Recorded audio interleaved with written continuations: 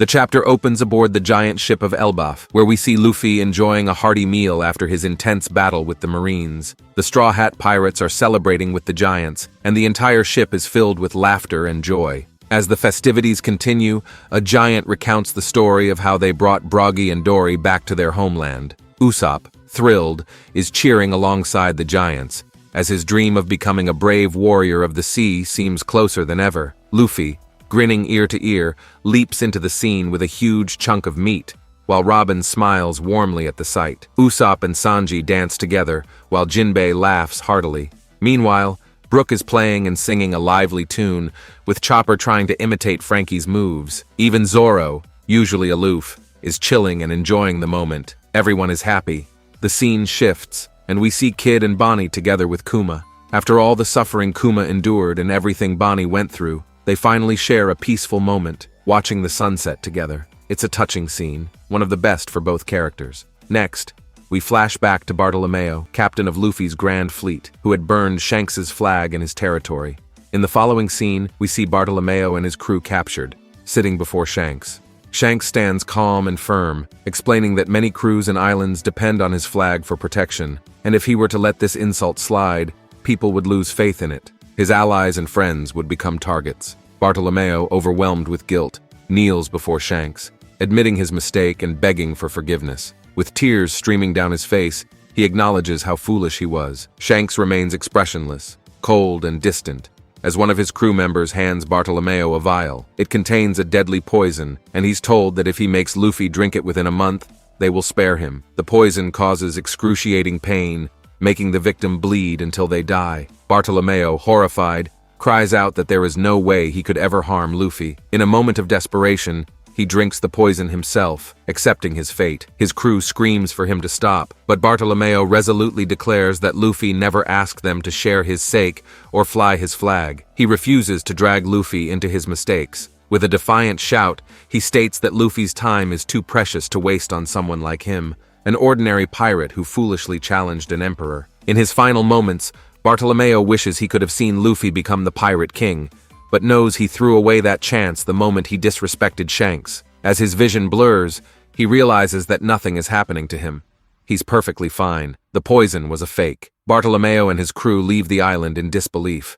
Bartolomeo muses that he thought emperors were ruthless, but Shanks was softer than expected. As they sail away, Ben Beckman notices Shanks smiling and asks why. Shanks replies that Luffy has earned the loyalty of some truly remarkable people. However, Yasopp steps forward and coldly tells Shanks to stand aside. He aims and fires a single shot that sinks Bartolomeo's ship in one blow. A narrator's voice closes the scene saying, "On that day, at a certain island, the Barto Club pirates' ship was sunk. Their fate remains unknown." The scene shifts to Hachinosu, the pirate island, where Blackbeard is furious. He shouts at his crew, enraged about the unfolding events. Teach scolds Pizarro, demanding how he let everything fall apart while he was away. Teach grabs Pizarro and scolds him, saying that the world is on the brink, and the poneglyphs are no longer a secret. He says the emperors will soon have to tear each other apart, and the government and navy won't just sit back. Teach adds that they won't win unless they are prepared, and Koby was their ace in the hole, but now Pizarro let him escape.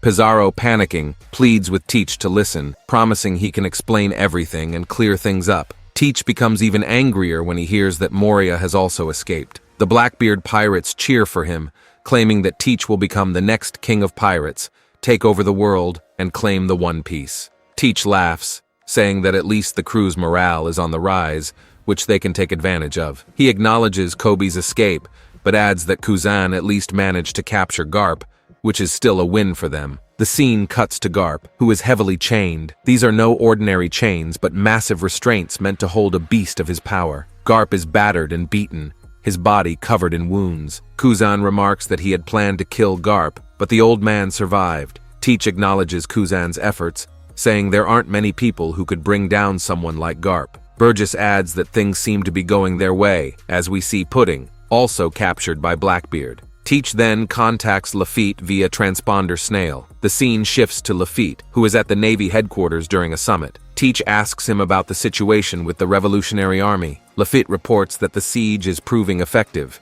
He says the Celestial Dragon's food shipments are constantly sabotaged, with gondolas crashing every time they're loaded. Supplies from foreign nations have been halted, and even when the Navy manages to secure food, they can't stop the sabotages. Lafitte mentions that the celestial dragons may start starving soon, as it's an unprecedented situation. Teach laughs and says that it's no time to sit back and watch, so they should all get ready. The scene shifts to a certain island where Pizarro notices Devon has returned.